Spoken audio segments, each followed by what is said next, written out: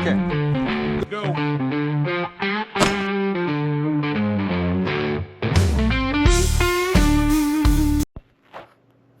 Hello and welcome to Espresso with Saul. Well, you're not going to hear any gunfire in the background today. All I'm going to do is stand here and yak. But I am going to grab a shot of espresso. Pre-ground as usual. Oh, for those of you interested, it's a 9.8 second grind at a number 9. And this is an Ethiopian dark roast. I think I opened the bag up about a week or so ago. It took me a couple of days to get the right time and grind number down, but I think we've got it dialed in now. It's been really good.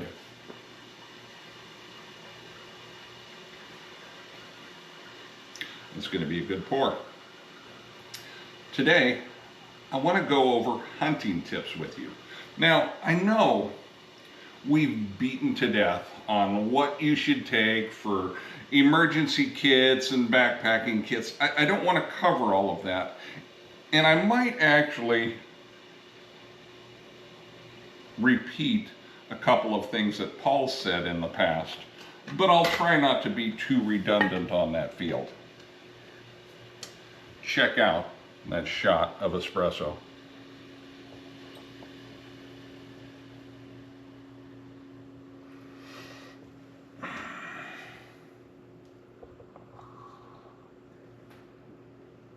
Yeah, that's perfect.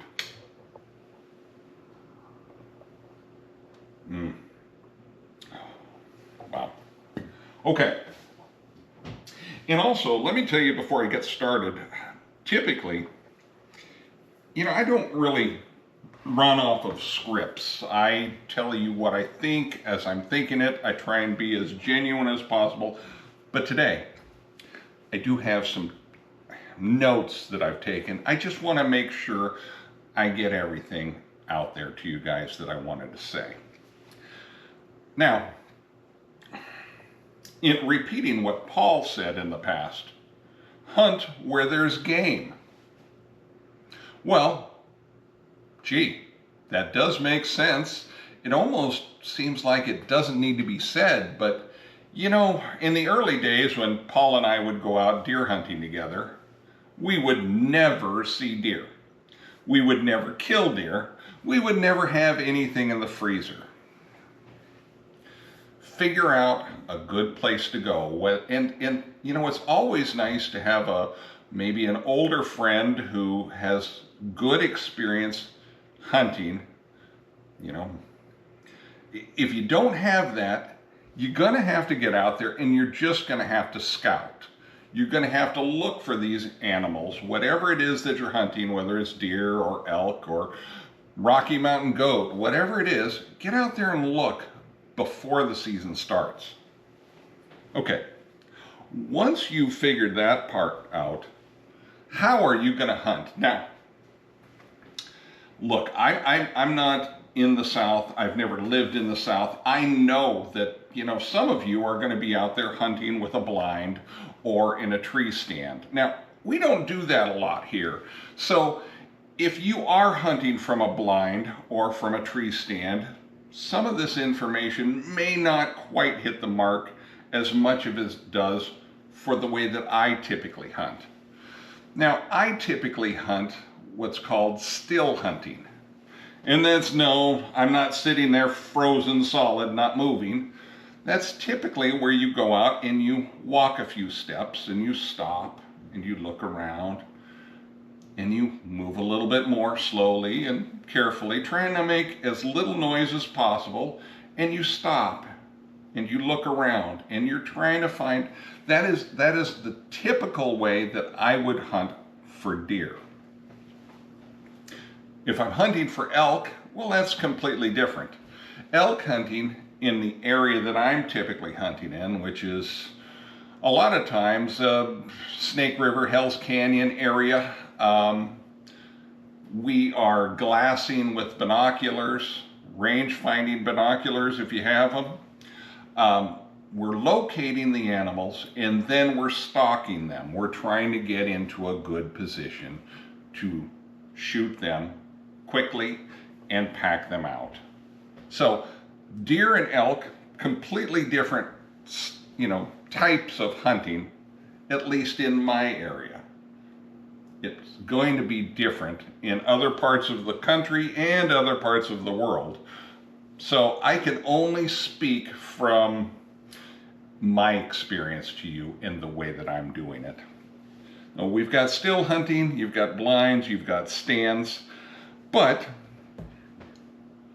it's all going to depend on the different areas and the different types of animals that you're in search of. Now,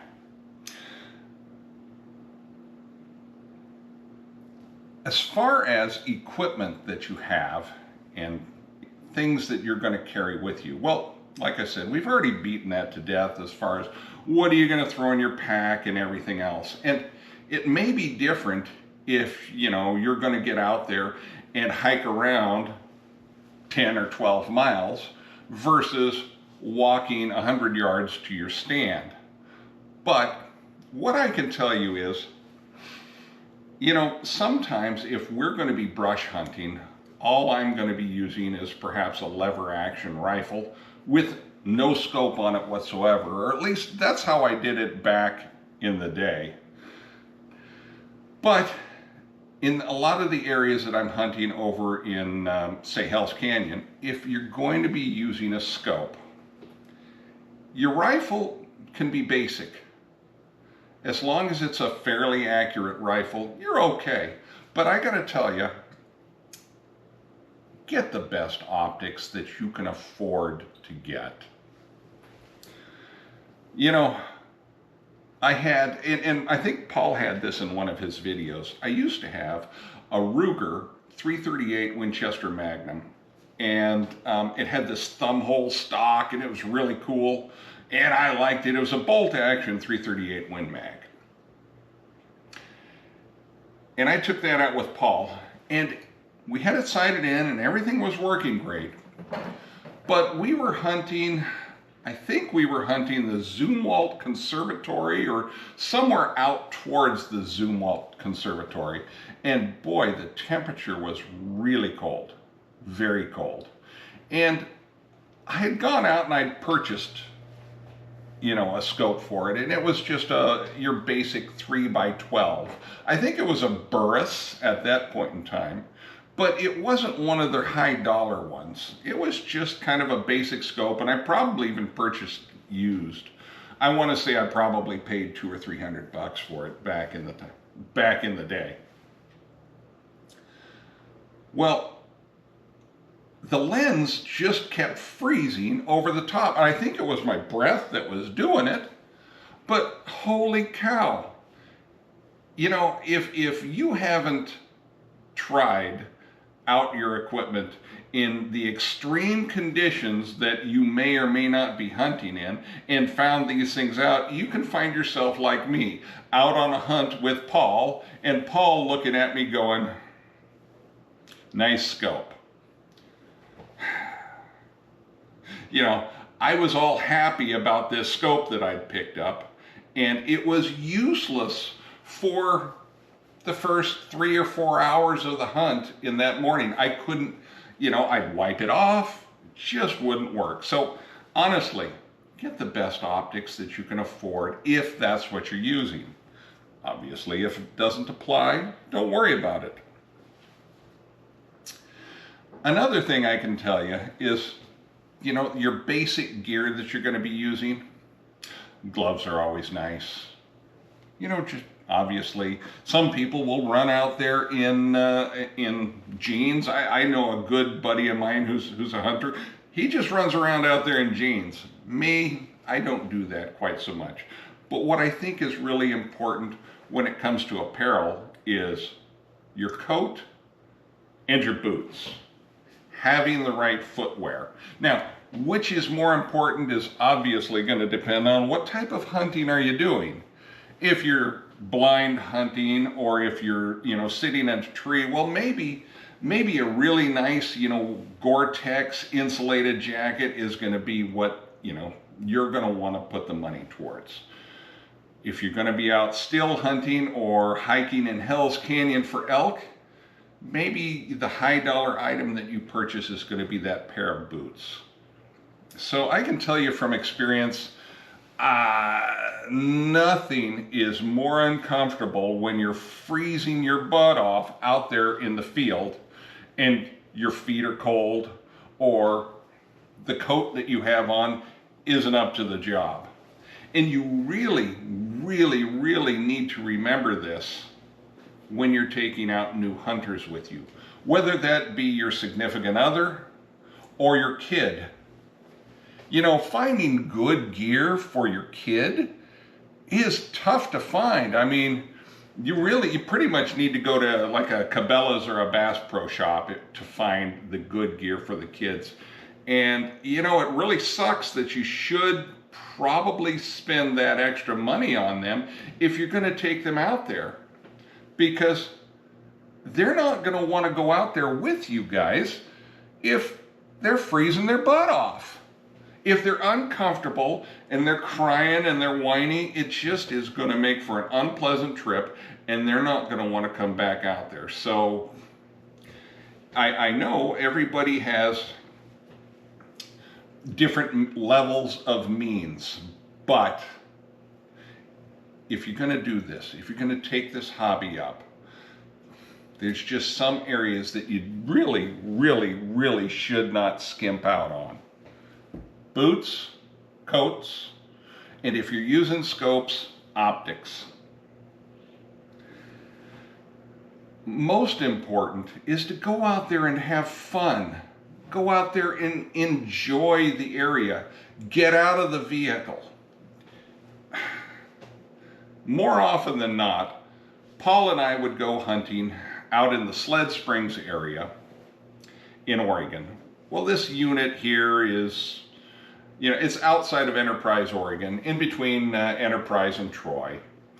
And we would get out there and we would sneak through the brush and we'd hunt and, and we were successful quite a bit. But nothing is more frustrating than us being out there, whether it's dry as a bone and pleasant or if it's raining, than to see all of the darn road hunters out there. Now, I'm not picking on people who, if you have a handicap placard and that's the way that you need to hunt, great, do it. But I know darn well that 90% of the guys that we're seeing in their slow-moving trucks up and down the road aren't handicapped. And if you're running around on quads and four-wheelers on roads that you're not supposed to be driving on, that's extremely frustrating.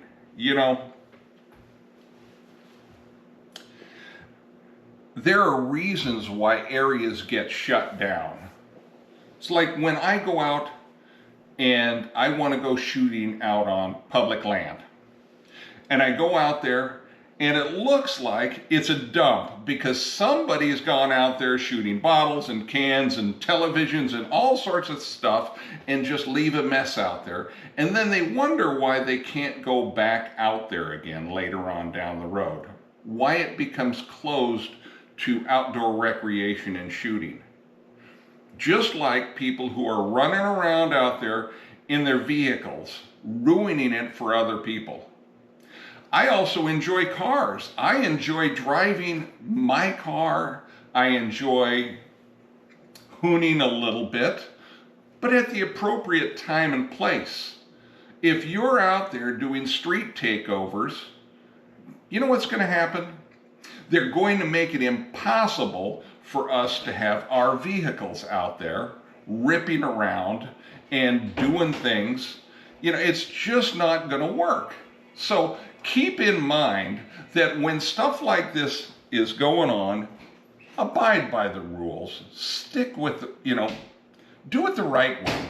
Teach the people that you're with to do things the right way. If you go out there and experience it the way you're supposed to, you can have fun, you can stay in much better shape. Well, okay, maybe I need to be out there hiking even more than what I'm doing right now, but the point remains the same. It's a great way to stay in shape. It's a great way to enjoy nature. It's a great way to spend time with your significant other, with your friends, with your children. So keep all this in mind. Go out, have fun, enjoy the outdoors, and thanks for watching Espresso with Saul.